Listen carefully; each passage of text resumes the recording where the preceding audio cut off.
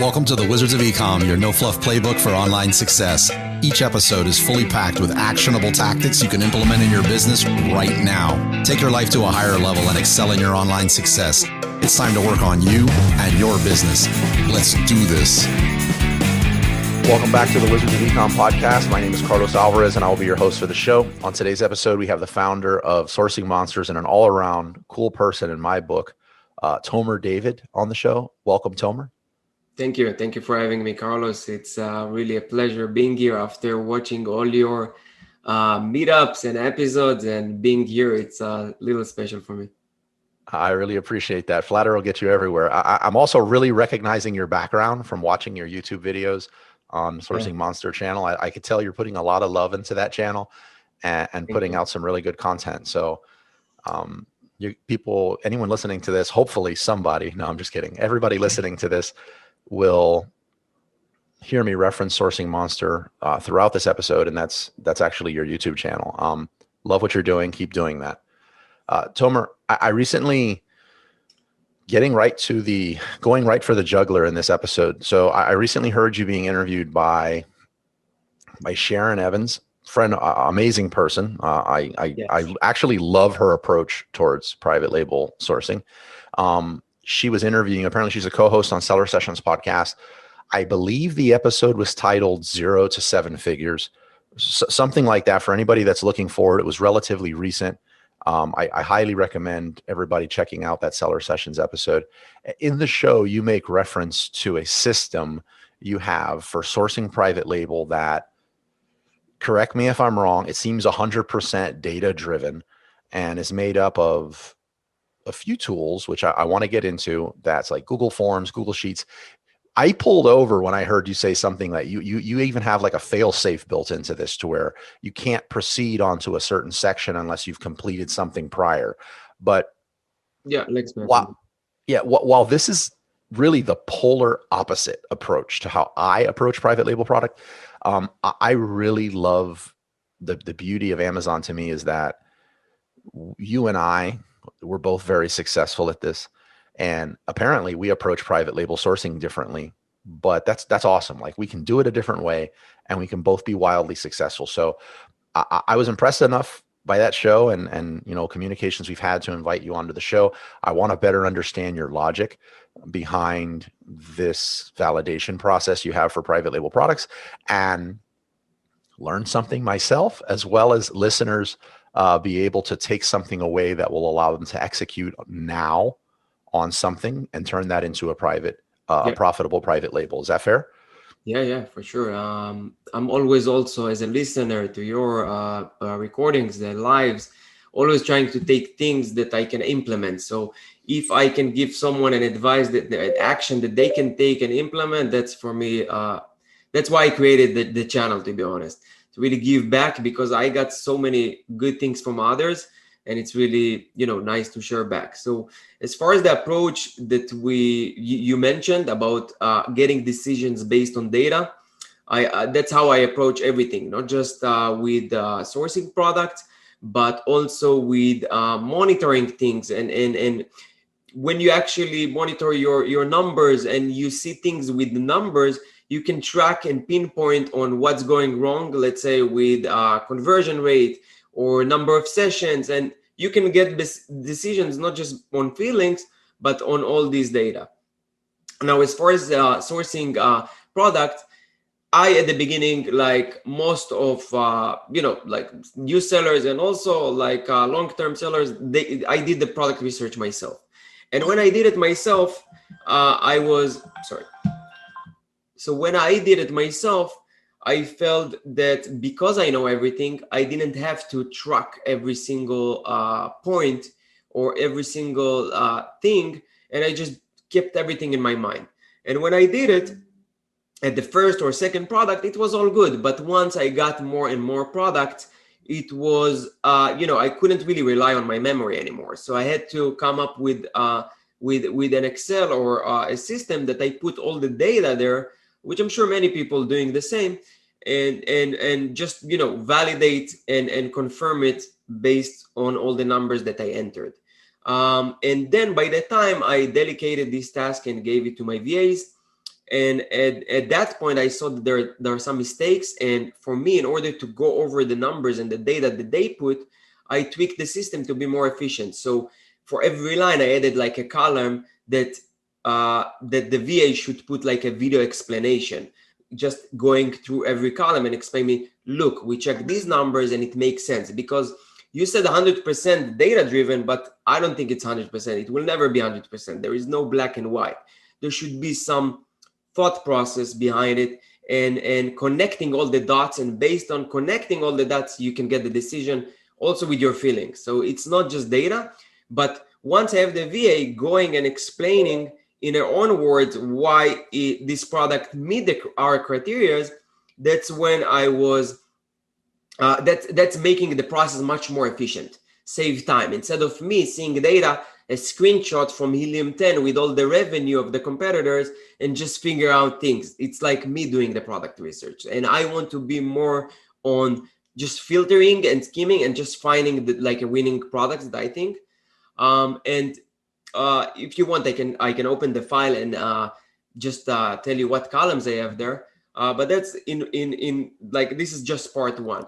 Now, after putting the numbers and all the data, I saw that we have mistakes the VA is doing. So in order to eliminate mistake, I kind of forced her or them to plug in the numbers through a Google form that is connected to Excel. And with Google form, as you know, you can have like required fields, or if it's a URL, you can do like a form validation that if it's not a URL, it will throw an error. It will not allow them to continue. That's what I think you were talking about. So with the Google form, what it really does, it's just forcing and validating the data that is correct, so we don't go back and forth.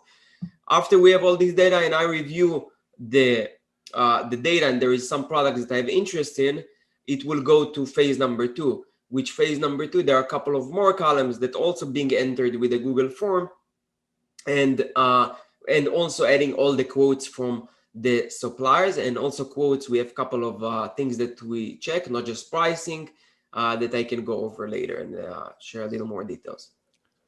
Awesome. That's amazing. I'm sitting here like rapid fire, like maintaining eye contact with you here, but like jotting down all these follow-up questions that I want to ask with what you just said, because you really simplify. You made it sound really simple, but for a lot of people I know, the tech involved there and URL validations and all that, I feel like there was some experience that you had almost before this that I want to touch on.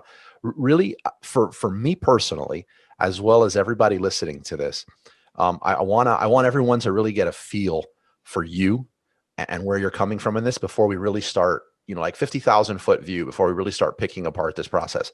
And in the Entrepreneurs Book Club that I have, we have this thing where we rate books. And one of the things, like, somebody gives a 9, but that really doesn't mean anything unless you have something to compare it to. So like, what is a 10 for you type of thing? So a question I want to ask you, so everyone can get a feel for just where you're at as a seller. Yeah. Two questions, actually. First of all, let's take a temperature. Like, what do you think is more important as an Amazon seller, product sourcing or PPC advertising? I think product sourcing, even though I'm coming from a PPC background, and I think it's a hard question, but if I have to choose, definitely product research, or product sourcing, because when you have a winning product, everything much easier. Even PPC relies on the product. So definitely product sourcing is number 1 for me. So said another way, if you pick the bad product, you could be a PPC god and it's not going to save you. It might save you, but maybe short term. But long term, to be honest, if it's a bad product, it's just doomed to failure. No matter, like you said, no matter how skilled you are at PPC or whatever techniques that you have, it's just not gonna convert. So or maybe convert, but eventually all these bad reviews will come in and kick in. Your star rating will fall down, and the conversion will go down as well. Very, very well said. By the way, I agree with you 100% on that. What do you wish you knew then when you started, and when did you start that you now know?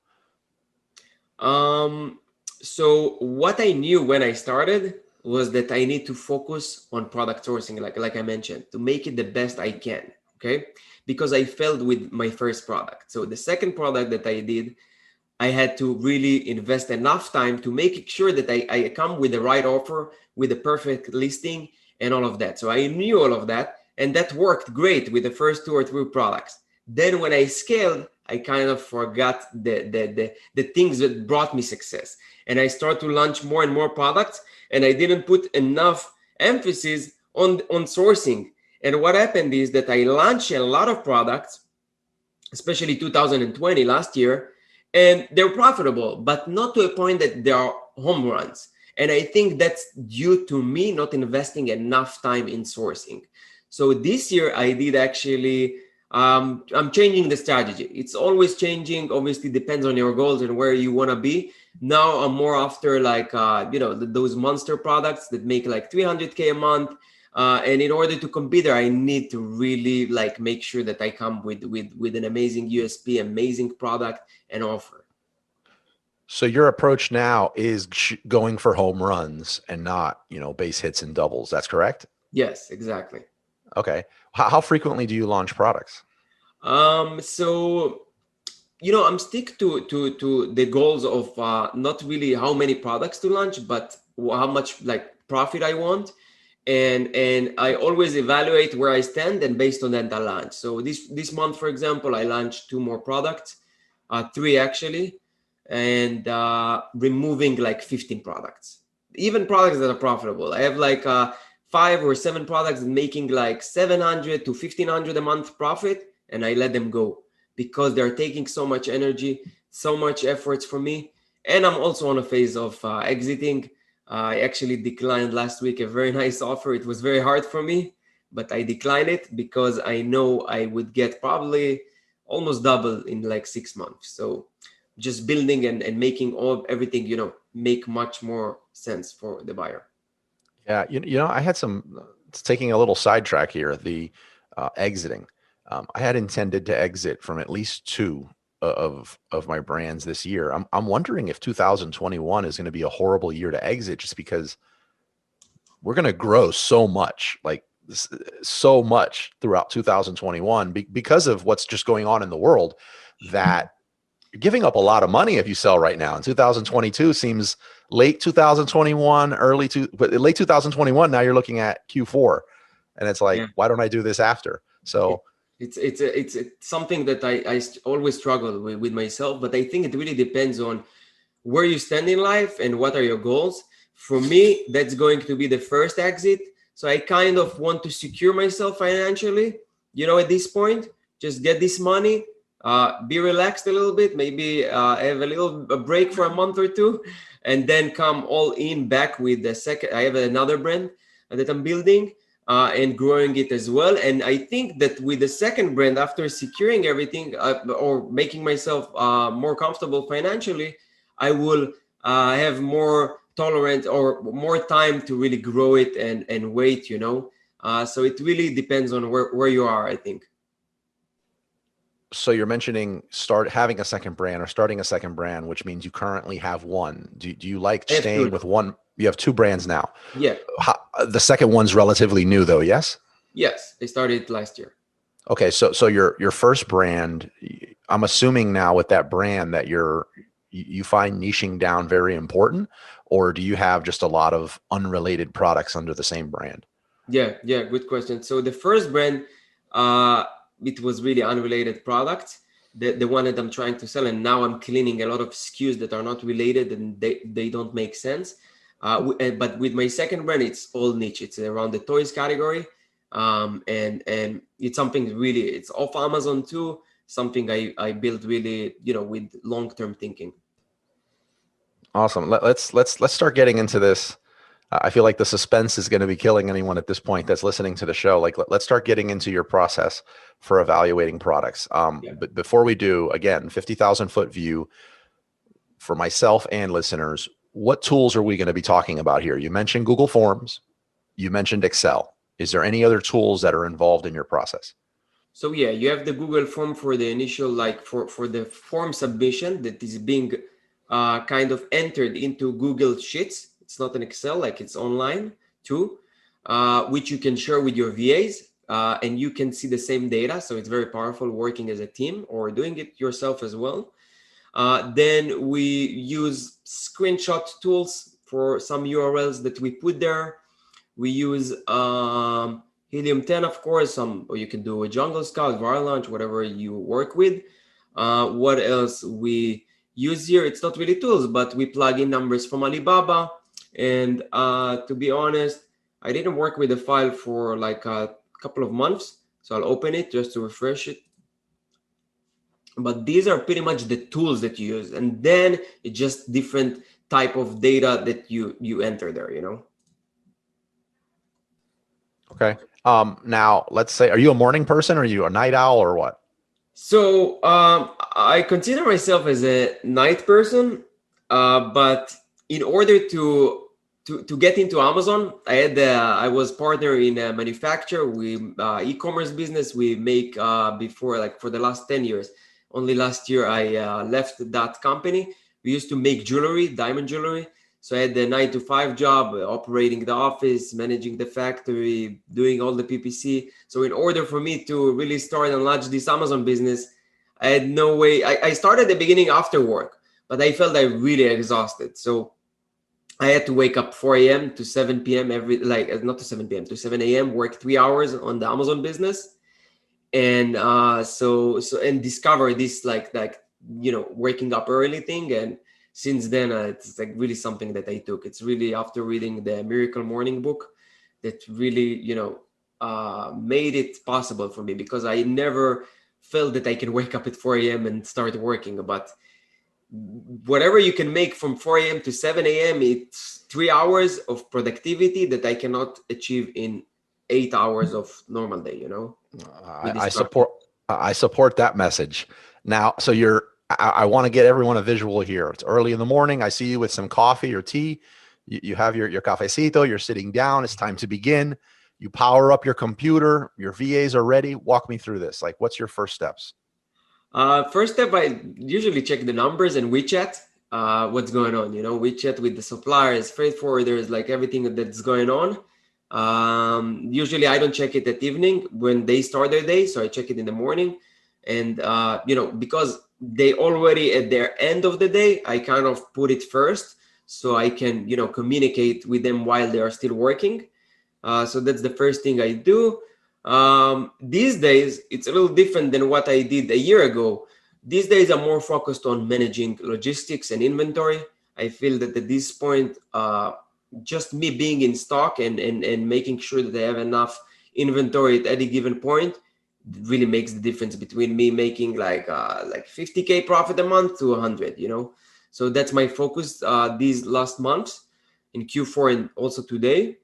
So that's pretty much what I do. And then later on the day when it goes, I go train, I go take my girl to the daycare, just take everything like a little slower.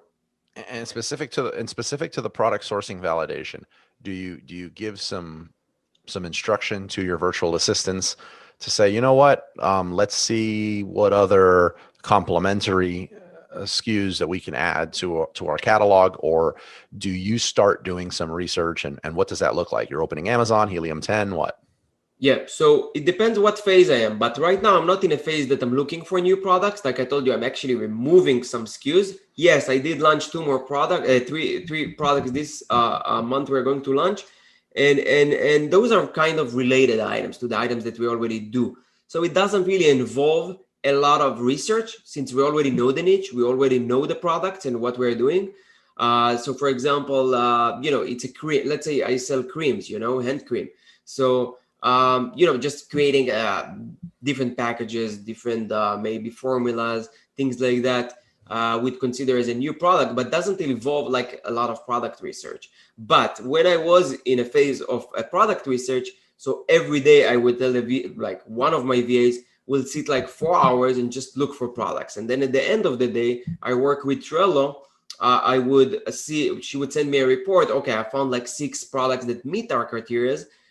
Please check them further and give me like instructions whether you want to move some of them to phase number 2 or to remove them.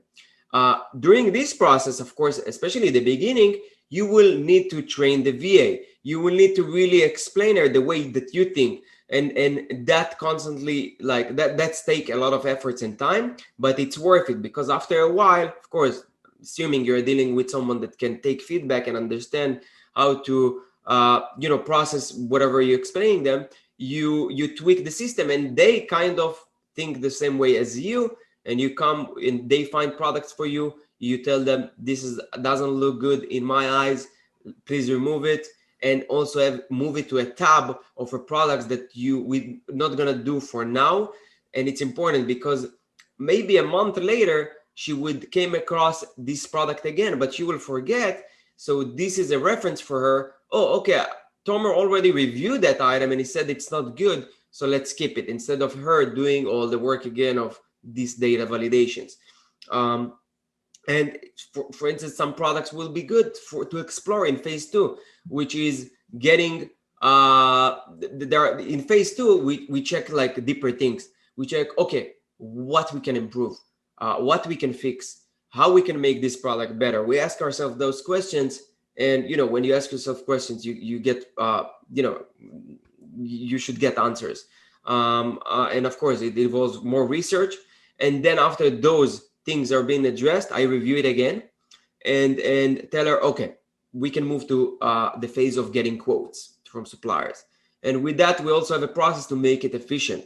Getting quotes sometimes could be very time-consuming task. So I came up with a template that saved me time instead of going back and forth with suppliers just to get a quote. So that's in general how it works.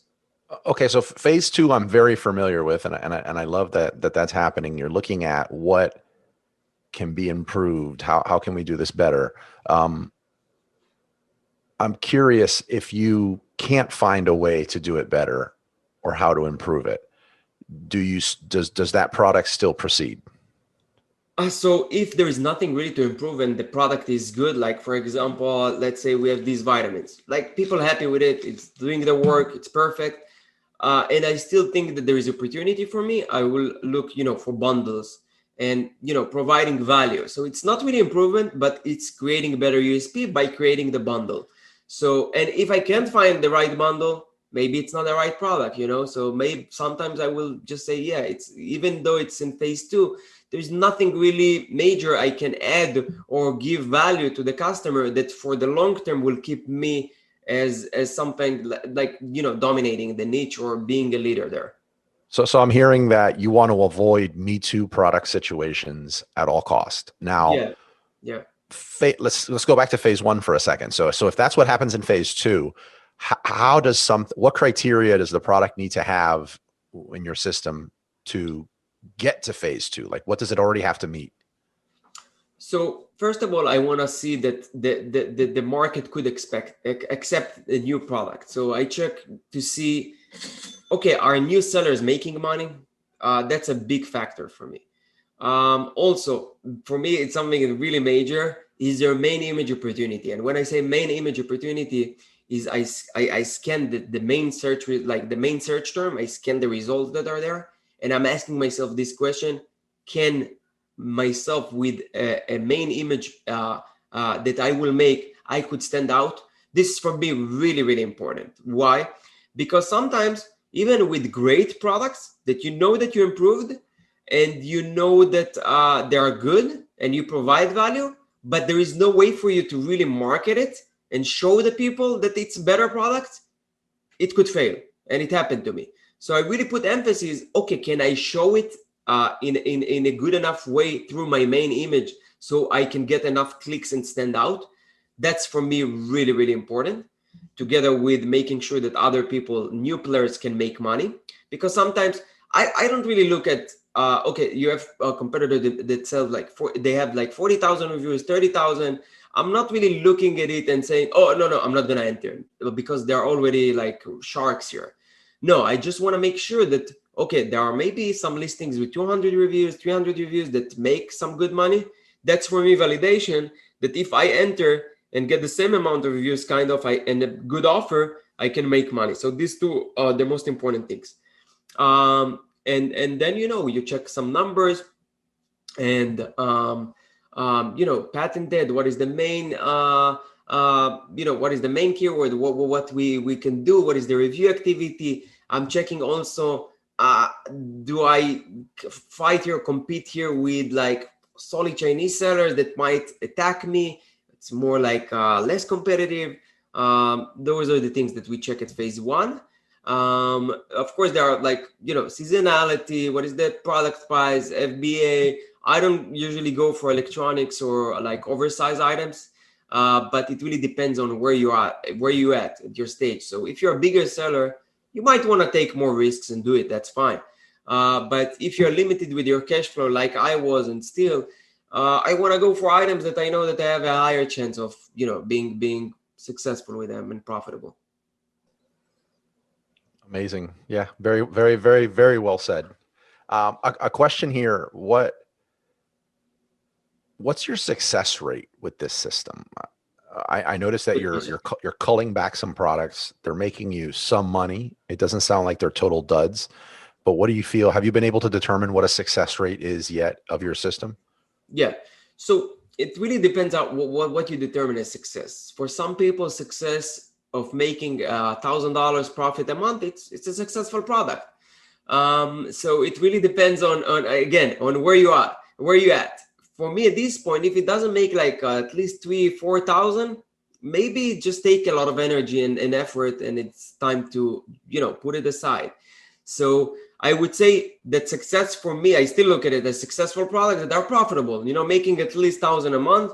It's a successful product, but I would say that from out of 10 products, maybe 6-7 are successful, and like 3-4 will not work from you see that they are not like profitable. They're losing from day one. You give it a try to fix it, but just doesn't work. And I think that it happens to, I don't know, or comparing like with other sellers enough to really know what is the number, but I think that it's a pretty good rate. Okay, definitely. We've got to phase two. At that point, it sounds like you're ready to buy, and now we're moving beyond your product validation system, and now you're working with China. Is there anything else on the product validation side that you feel I've not covered or asked a question about in your system? Yeah. So on phase two, we try to pick the best quote. Now, quote, again, it's not just the price; it's also what is the minimum order quantity, what is the production time, and most important for me is the communication. You see this all the time. You see some quotes, very good price, but when you ask questions, when you need them, takes them 2 days to reply. For me, it's a really no-no. Like I try to avoid these sellers, or not sellers, like these factory suppliers. It takes them forever to communicate with you. Or when you ask them, shoot me a video. If they send it to you quick, that means that they have it. If they take them like a day or two, maybe maybe they don't have the product. Maybe they're just doing like some a trading company. Maybe they don't know enough about this product. Communication for me, it's something that is really important, and that's how I determine whether I choose the supplier or not. I order samples, of course, compare it with the main competitors on Amazon, and that's give me another layer of checking and confidence in the product. So you're buying your competitors' products so that when you receive your samples, you're able to put them right next to each other and test it out. Yeah. Yeah. All right. Do you have like a kill card almost in your process where if they want an MOQ in excess of blank, I'm not interested, or are you typically good with the normal MOQs? I'm usually good with MOQs, but in order for me to save time, in the template where I send the quotes, I tell them, this is a test order. This is the 500 or 1,000 or 1,500 that I need of MOQ. If you can't do it, don't even bother sending me quote. And usually they will adjust, to you. Usually I get quotes from everyone. So you already put it up front instead of getting quote. And, these things are, for me, at the beginning, took me so much time. But now I figured, okay, let's put it ahead of time, everything.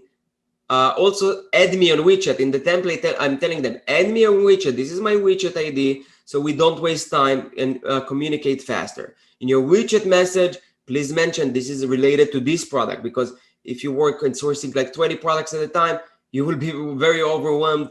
People adding you without you knowing who is this guy, So it's very important, and you tell them that they have to follow the instructions in order to really move on with that. That's sweet. You said something there that I didn't even realize was a thing until I saw other people not doing this that works, and it's similar but different. And that is, I think what you're saying is telling them your target price that you need to be at to order, and you're really telling them how things need to be for you to do business with them versus, hey, what's the minimum I can buy with you, and how low can we get this price? And really, it just seems like bad negotiation doing it like that. But similar to what we're doing is we're taking control of the conversation. It's like, look, quote here or no, or don't bother. Exactly. It saves time. We're all about efficiency. And, if you work like that, you just the process, maybe it will work, but just going to take you much more time. Then when I get the quotes and I know my target price, I put there the target price in order for us to work. It needs to be around this. Sometimes people will put the higher price. But at the end of the day, let's say I get a factory that is a higher price than my target, but everything else is just perfect, like the communication, and they're willing to do customizations for you. Because sometimes you can get a quote, very good, the communication is good, but they're not willing or don't seems to want to improve the product for you. So obviously, it's not someone you want to work with. And usually the guys that want to do the improvements for you, they will charge you much higher. So that's where I come and show them prices from 1688 or 1668. I forgot it's saved as a bookmark. And then what I do, I search with it. I search with their image functionality. So you upload an image, you search by image, the product's coming to you. You use Google Translate, and then I show them, look, guys, you sell it between yourselves for $2. Why you want to sell it for me for $5 or $4? Let's meet in the middle, that's usually helps a lot. And for me and the people I do a little consulting. I don't really have time for that, but people that are really interested for me and I feel that it's fun for me, I take for consultation. And it works for them really great, this thing, showing them like, what you're doing. They can't BS you, I felt like we were getting to a good spot to wrap up, but I can't let you get away with just saying that and not getting into that a little more. So you got into my next question that I have jotted down here based on what you said. So you only get to pick one, Alibaba or 1688. Which are you picking? Alibaba. Can you defend that? Because you have a lot of. So I to be honest, I never sourced from 168. For me, it's only a reference website that I just look for prices due to the language. So I can't tell why it's bad or not. I just used to work with Alibaba. And I can get there really good prices, even comparing sourcing agents that we work with. So it really depends on the system. If you have a right system that saves you time and you kind of filter the quotes in an efficient way, you can get very good prices and good supplies through Alibaba, for sure. Okay, so did I understand? I agree with you, by the way, but once the supplier gives you your target price and they filled out this template, you're then grabbing the image that they have on Alibaba and you're doing really like a reverse image search on Google. Alibaba, I don't do it through a search because Alibaba is kind of good with the keywords. So I just look, let's say, I don't know, like, a pen or something. So I just write the keyword, search it, and usually you can find suppliers.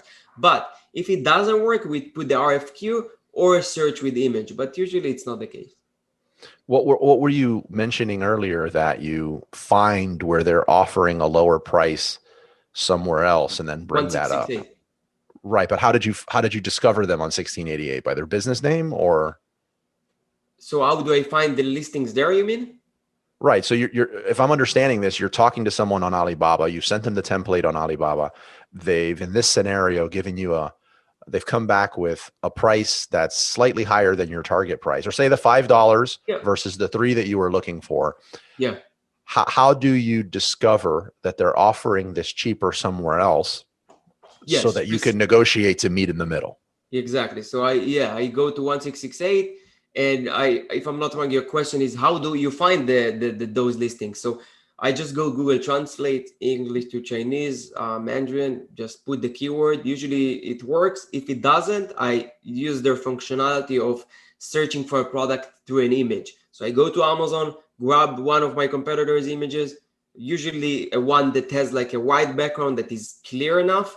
If it's a lifestyle image, it's not gonna work well. Try to get a white background image that it's clear with the product only. You upload it and it will find you some listings. And it's important that you open it, because sometimes they will put just the price to attract you to come to their listing and contact them, but it's not the real price. So just look at it, and if it makes sense, send it to them. Usually it will be in RMB, yuan prices. Just do a little conversion check and it will give you the price in US dollars. Tomer, you delivered beyond expectations. I want to be respectful of your time. I really enjoyed this show. I anticipate having you back on the show in the future. Let me ask, is this process you have for sourcing products internally, is it just an internal process, or is this something you only share out with consultants, or do you share this out? So I didn't really share it out on the YouTube channel in depth. I did share the file, I think, but I'll be open to share it for sure. It's a good idea to really explain about this process so other people can enjoy it as well. I feel that when you source products, it's an overwhelmed process, and if you make it more simple and organized, it could get you better results as far as getting like higher success rate, and also finding like home runs and better products. So how can people get a hold of you to get a hold of the sheet, ask further questions, anything? So just through the YouTube channel, I really answer all the comments there personally. You do? And encourage people to post comments and questions there. So it's Sourcing Monsters on YouTube. And yeah, they can reach me out through there. I'll definitely leave a link to your YouTube channel in the show notes of this episode for anyone that wants to get a hold of you. Before wrapping this up, just like I ask all guests on this show, what is your favorite book and why? So you asked me this question at the beginning of the call that, you're going to ask me that. And it's really a tough question. But if I have to choose one that really changed my life, it's how you pronounce it? The Alchemist? The Alchemist. The Alchemist, yeah. Excellent. That's a book that really changed my life.